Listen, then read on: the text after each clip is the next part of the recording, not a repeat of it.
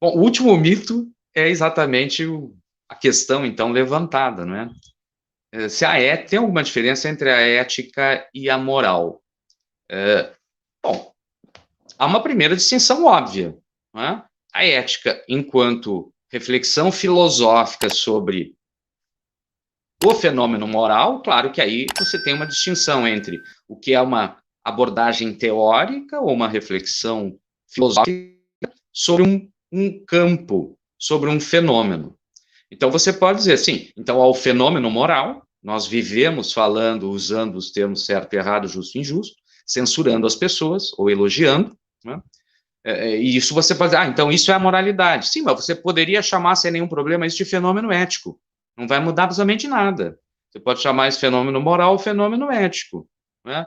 A ética, claro, como já não é como conceito técnico já colocado por Aristóteles, a ética significa essa reflexão sobre o ethos. O ethos, então, os costumes do certo e errado, e também o outro ethos que tem a ver com o caráter. A questão é que no período medieval e na modernidade, né, que não se utilizava mais a língua grega, a palavra moral, no caso moralis, né, em latim, traduziu a palavra ética. Então, a moralis passou a ser o quê? A mesma coisa, não é? A reflexão filosófica a respeito do moros. A ética, a reflexão filosófica do ethos. A moralis, a reflexão filosófica do moros, né, que seriam os costumes.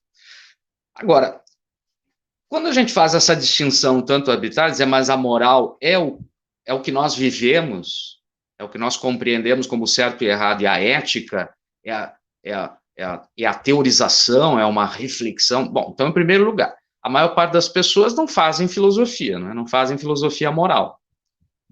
Se você reserva o termo ético como uma reflexão filosófica sobre o campo moral, a maior parte das pessoas não faz. Mas elas usam os termos ética e moral na sua vida cotidiana, claramente. Por exemplo, você tem um conselho de ética no parlamento. É o conselho de ética que vai determinar se lá os parlamentares estão seguindo ou não o que?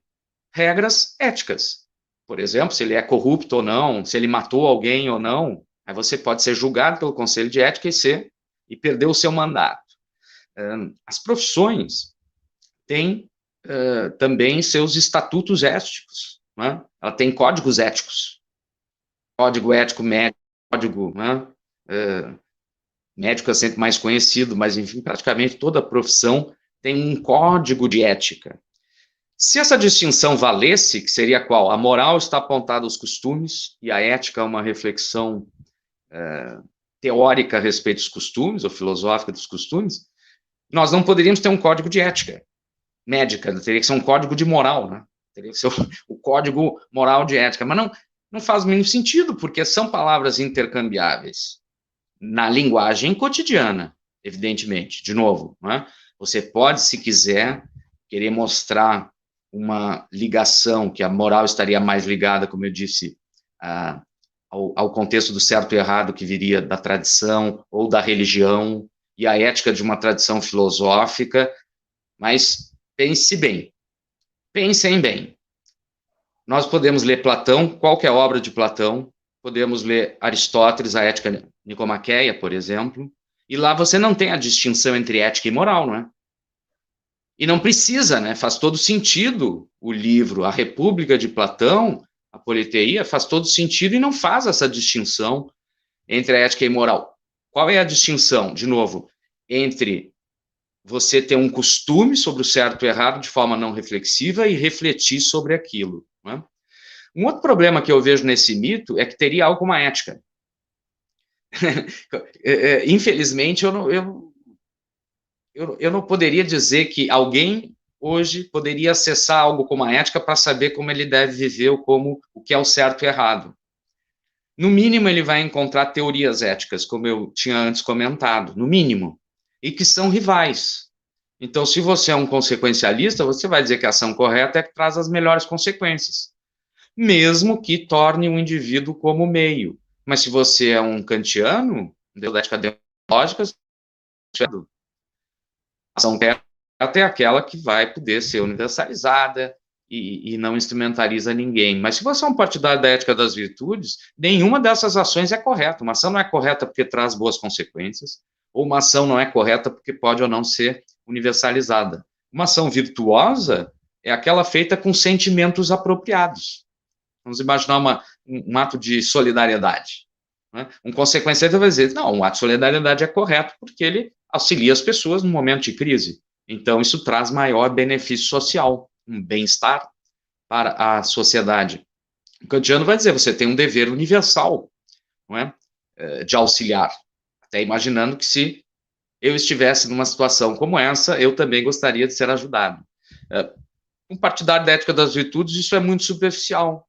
Você deve desejar adquirir uma disposição adequada para ser solidário, e esse traço comportamental é permanente. Não é? É bastante interessante que a gente poderia imaginar uma determinada ação como essa de solidariedade feita apenas por dever, um dever de caridade, de auxiliar os outros.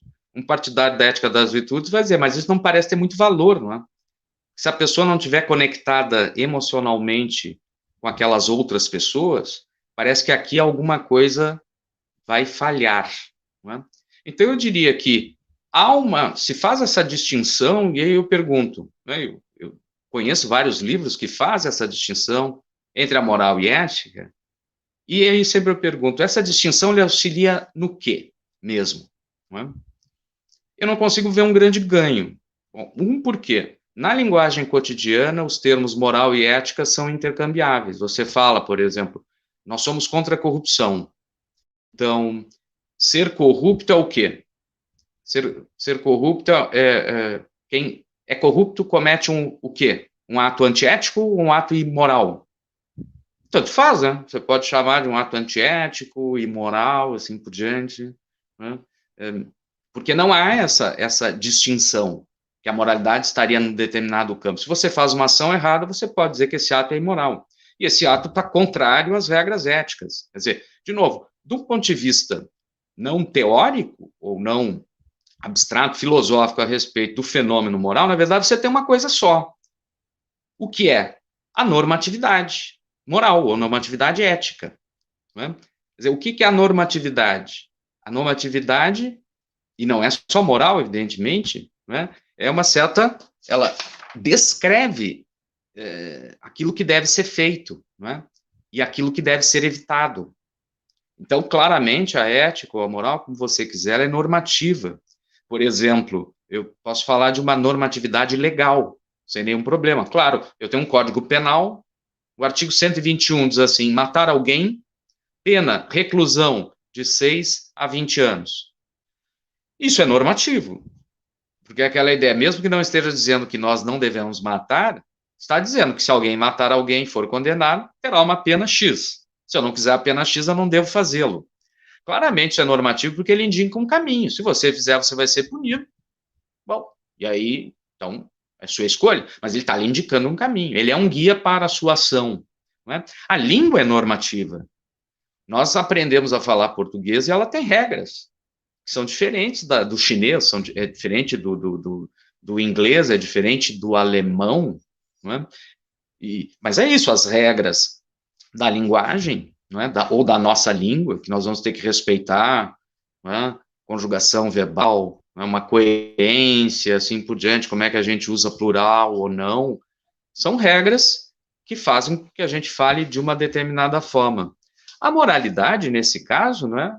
Ela também é um aspecto da normatividade, que são as obrigações e permissões que nós atribuímos, não é? E atribuímos a nós e aos outros, né, em nossas práticas cotidianas. Como eu digo, dizendo que, olha, não usar máscara é errado. Estar numa aglomeração, num período de pandemia, é algo errado. E quando você diz isso, olha, usar máscara é errado. Estar numa aglomeração, na praia, no momento de pandemia, é errado. O que nós queremos dizer? Qual é o significado disso? Que as pessoas não deveriam fazer aquilo. Ou deveriam, não é, mudar a sua atitude. Não é? Eu acho que a gente poderia, para ver que essa distinção não nos ajuda muito, né, pensar numa, na ideia até do nascimento da ética. Quando é que, como nós começamos a usar esse tipo de prática de censura e elogio, né, querendo determinar o que é o certo e errado. Deixa eu fazer uma pequena referência aqui a um livro recente do Philip Pettit, chamado O Nascimento da Ética, The Birth of Ethics. Bastante interessante. Ele imagina uma comunidade hipotética, ele chama de Erehum, seria um anagrama ali de nowhere, lugar nenhum, tá? Erehum. Uma comunidade hipotética que já tem linguagem natural, não é? Ela tem linguagem natural, as pessoas falam, trocam entre si coisas e tudo mais, mas não tem ainda juízos morais, elas não fazem ainda juízos morais. Aí ele se pergunta, né, imagina, como uma sociedade como essa criaria, então, conceitos morais, como é que seriam introduzidos, certo, errado, justo, injusto, e coisas assim. Né? E aí ele imagina uma sociedade pequena, um grupo pequeno, que precisa, né, cooperativamente, trabalhar cooperativamente para sobreviver. E as descrições que nós temos, né, em termos naturalistas, parece que são corretos. Né? As descrições que nós temos pela biologia, teoria da evolução, isso, aquilo, nós começamos a tomar corpo como espécie exatamente, fundamentalmente, pela cooperação. Né? Porque nós éramos animais, ainda somos, né, animais frágeis em relação a animais maiores. O que nos possibilitou caçar animais grandes como um mamute, por exemplo, foi um trabalho cooperativo. Claro, uso de instrumentos também, mas um trabalho cooperativo. Então, imagine um cenário como esse, você já tem linguagem natural, você vai caçar mamute, ou você precisa saber aonde tem água, não é? Porque você está com sede, ou aonde tem comida, onde tem fruta e assim por diante. Imagina se você perguntar, você viu se tem fruta lá do outro lado, ou se tem um rio lá do outro lado, e a pessoa não fala a verdade, né? Ou ela não diz nada, assim por diante, provavelmente isso vai impactar a vida dela, porque ela vai chegar do outro lado, não vai encontrar a água, ou ela não vai encontrar comida. Então, o Felipe diz, bom, em atividades cooperativas, parece que é desejável que a pessoa se comporte de tal e tal maneira. Por exemplo, que a pessoa não minta.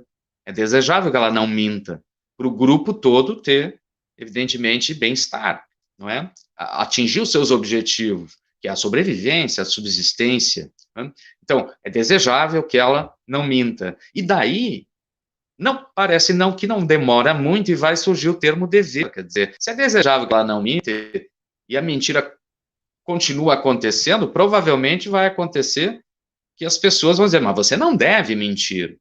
Que é diferente de dizer que é desejável que você não minta. Quando você diz que você não deve mentir, parece que você já tem que pensar, inclusive, numa punição para aquele que vai continuar mentindo, por exemplo. Ou você não deve matar, é desejável que você não mate. Vai ser menos uma pessoa para a gente caçar o mamute. Então é desejável que você não minta, é desejável que você não mate, é desejável que você cumpra a promessa. E daí eu posso imaginar, bom, nós começamos a exigir dos outros esse desejo. E isso vira um dever. Devemos, não devemos matar, devemos cumprir a promessa, não devemos mentir. Veja, se nós pensamos dessa forma evolucionista, ou de uma forma mais naturalista, a responsabilidade moral, não faria o mínimo sentido a distinção entre ética e moral. O que faz sentido, de novo, porque aí eu tenho a força normativa. Eu acho que é essa força normativa que valeria bastante a pena nós compreendermos. Agora, é claro, posso admitir a distinção sem nenhum problema entre um campo onde nós vivemos essa experiência normativa e um campo onde nós vamos refletir sobre ela. Mas veja, quando as pessoas falam sobre essa distinção entre ética e moral, elas não são propriamente filósofas. Né? Na filosofia faria todo sentido você distinguir entre o que é a disciplina específica que estuda um determinado campo. Na linguagem contemporânea, na linguagem cotidiana, eu acredito que isso mais atrapalha que nos auxilia. Não é? Mas naquilo que ajuda de repente, a diferenciar um padrão normativo que viria da religião ou da tradição e um padrão normativo que viria através de um processo de reflexão, então aí eu não vejo nenhum problema. Só que isso pode ser feito sem a distinção entre ética e moral, porque, como eu falei, etimologicamente, essa distinção não está adequada, tá? Porque a palavra moral, em português, vem de morales do latim, que era uma tradução de ética, do grego, que já era uma reflexão sobre os costumes. Olá, se você gostou desse vídeo, você pode ajudar financeiramente em padrim.com.br/elomarinho, doando a partir de R$1 por mês. Se quiser fazer uma doação única, também pode usar a chave Pix, que tá aqui na descrição. Todo o valor é reinvestido no canal. Se não puder, tudo bem. Já ajuda muito dar uma curtida nesse vídeo, compartilhar e se inscrever no canal Filosofia Acadêmica.